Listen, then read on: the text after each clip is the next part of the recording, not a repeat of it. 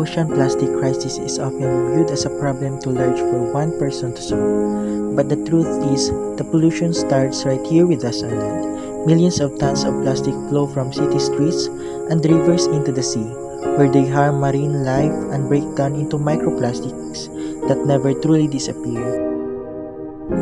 We have the power to stop this flow. Single-use plastic. The solution isn't just about recycling, it's about refusing. Every time you say no to a plastic bottle or a straw, you sever a potential pollution chain. Embrace your reusable bottle, your coffee mug, and your tote bag.